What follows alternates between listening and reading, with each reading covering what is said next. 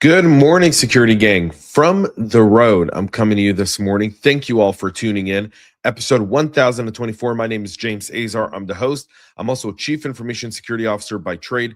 Welcome to another episode of the CyberHub Podcast, and we've got a packed show for all of y'all today. From the React2Shell Exploitation spiking to Treasury tallying record ransomware payments, threat crews hide EDR killers behind a new Packer Apache Tika gets an XXE wake-up call, and attackers even the game with AWS IAM's Eventual consistency. We're about to kind of break down what it's like to be a security practitioner every single day. So typically, this is the part of the show where I would grab my double espresso and tell y'all, enjoy it. Traveling, I'm pre-recording the show. It's pretty early. And the coffee downstairs does not have an espresso machine where I'm at. So I apologize. And it's like 10 degrees where I'm at. Like it's literally 10 degrees, like Fahrenheit, not Celsius. So it's freezing. So I'm going to forego my espresso with all y'all this morning. I'll be back in the studio tomorrow. So we'll coffee cup cheer tomorrow. But for all of y'all, grab your drink, coffee cup cheers. Thank you for all of your support. Thank you for tuning in. I'm eternally grateful. Okay, let's kick off this morning's show. By the way, cyberhubpodcast.com. Go grab what has so far been one of the most interesting article series we've put out. The subscription model and how the subscription model killed the CISO's budgets. Part 2 is now available at cyberhubpodcast.com. Part 3 comes out on Saturday, so go subscribe now. Let's start with this React2Shell, which we talked about on yesterday's show. Is now spiking in execution. Researchers are seeing a sharp uptick in real-world exploitation of the React2Shell chains. Typically are starting from client-side injection, so cross-site scripting, or even DOM cross-site scripting, or even prototype pollution in React ecosystems. They're escalating to server-side command executions via misconfigured SSR, templating, or even debugging endpoints. Again, you could be looking at customer data exfiltration as part of this attack structure, admin session hijacking, and even your CI/CD token theft from developer councils. Analytic snippets can become the entry point for this. So you want to kill the DOM sinks, that's the inner HTML, dangerously set inner HTML, and enforce CSP, which is script src self plus nuance, and then turn on React strict mode and dependency audit. You should pin your versions, remove dev and debug routes. You should web tier your WAF rules for common React2Shell payloads, and SSO step up for admin actions within that environment. That'll help create a lot more resiliency for you there, and help address some of those challenges as well. All right. U.S. Treasury is saying that ransom payments surpassed $4.5 billion in the last several years. Treasury reporting on chain ransomware flows clearing $4.5 billion over the latest 12-month window, reversing any decline narrative that existed within the industry. Again, significant business impact. You cannot sustain these types of losses by saying we have cyber insurance. That's just not a thing that's going to be sustainable. I said it last week when I was at an event with the great Kevin Mandia and the legendary Tom Noonan. Cybercrime is a $6 trillion a year business. And that number is unsustainable. That's the 4th largest economy in the world. And so as long as that economy continues to grow, that's significant. $4.5 billion in ransomware payments is $4.5 billion of invested money that could have gone back into the economy, creating jobs, paying shareholders, increasing benefits and options for a lot of these companies. They pay for it and it comes out of someone's pocket. And if you don't know economics, I'll gladly take you down the economic route here, because I feel like when we ignore economics in cyber, we tend to ignore everything else around it. The threats are the threats. They're always going to be there. The question isn't the threat. The question right now is the challenge that exists there with $4.5 billion. Boards are going to ask why spend climbs while losses rise. And that's a real question to be asking, because the threat surface continues to increase. So our spend continues to increase. And yet the cyber criminals continue to make money. Cyber insurance retention and exclusions are going to be tightening, so you want to read and go over your policies in depth. You should prioritize first patching and MFA everywhere on remote access. You should enforce least privileged service accounts. You should disable NTLM and legacy authentication, stage-tested immutable backups with timed restore drills, and you should pre-negotiate outside counsel and IR retainers, document ransom decision trees.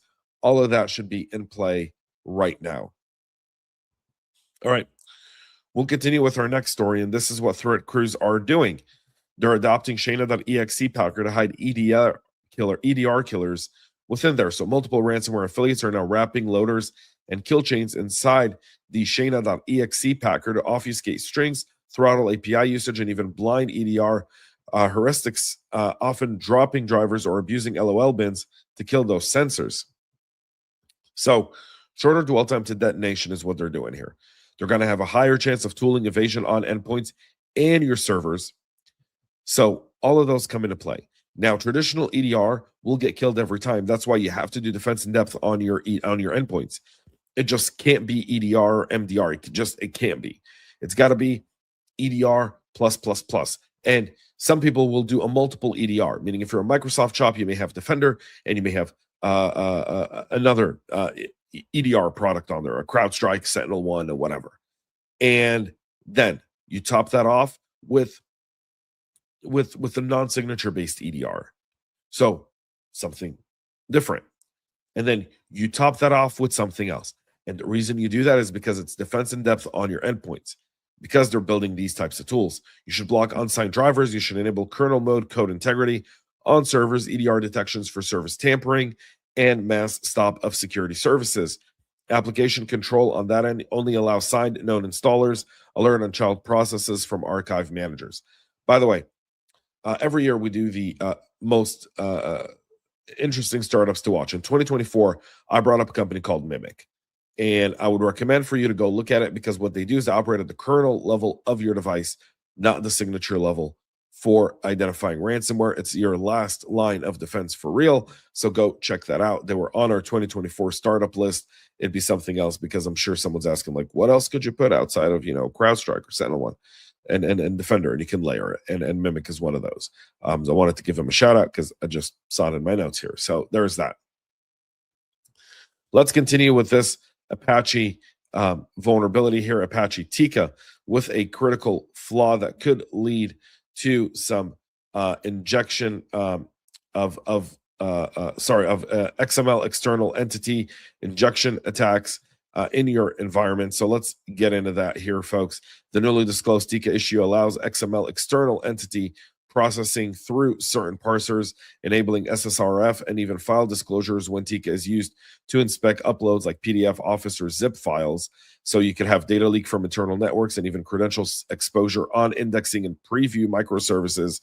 You want to upgrade Tika to the fixed release, explicitly disable XXE in parser configs, and run Tika in a sandbox with no egress to internal metadata endpoints, restrict to read-only temp directories, and add detection for outbound calls from Tika pods and hosts to give yourself full visibility if you're concerned about that being leveraged.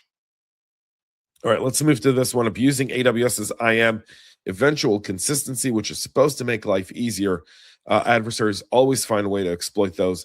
They're exploiting the propagation delay between the IAM policy changes and enforcement, creating, using, and burning credentials or even roles within that short window, seconds to minutes in most cases, to exfiltrate data or even escalate within the environment. You're looking at removing permissions. It's gone now. Brief window still permit destructive actions. So you got to be paying attention even through that.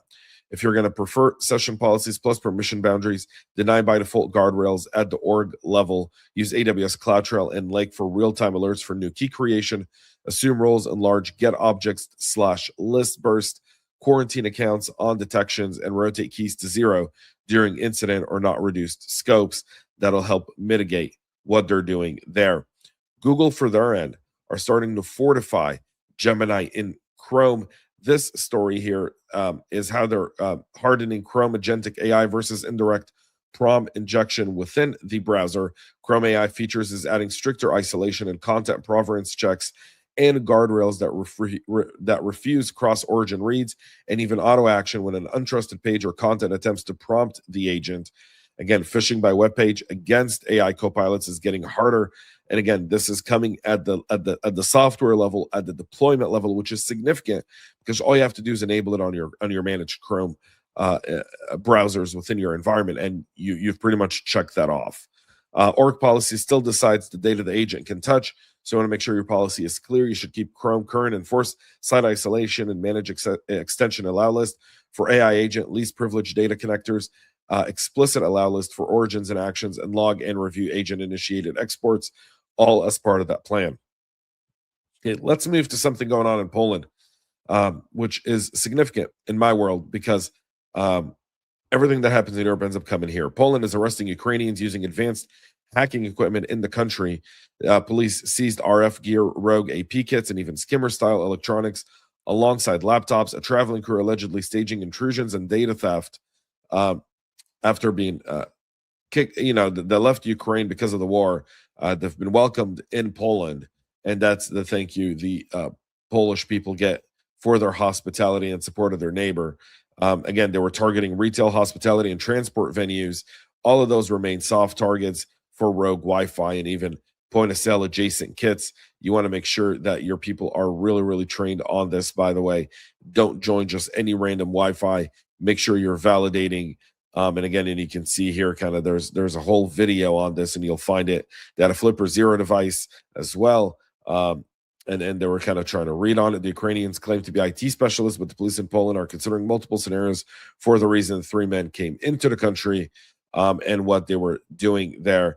There's been no shortage of Ukrainian who have aligned with Russia in Poland, creating sabotage attacks, which leads the Polish to be naturally suspicious.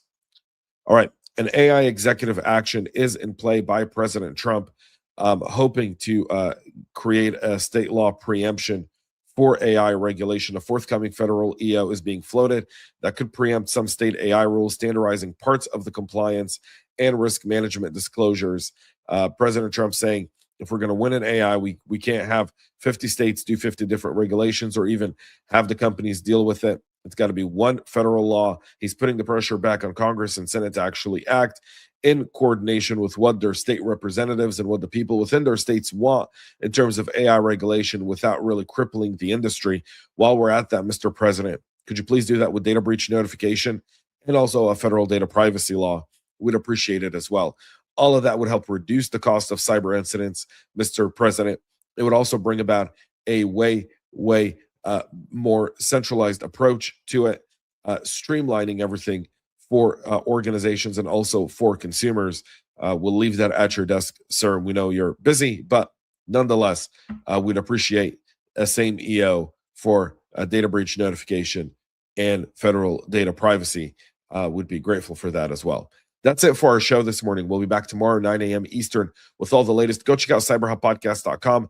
Again, our latest series of article, part 2, the subscription squeeze, how consumption models turn cybersecurity into a budget nightmare. You can go check that out on our website. Part 1 is free. Part 2 is available exclusive to CyberHub Podcast community members. And then part 3 will be dropping on Saturday.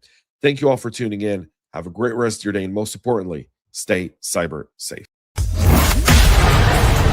We love feedback, so make sure to connect with us on social media and subscribe to our podcast on your favorite podcast listening platform.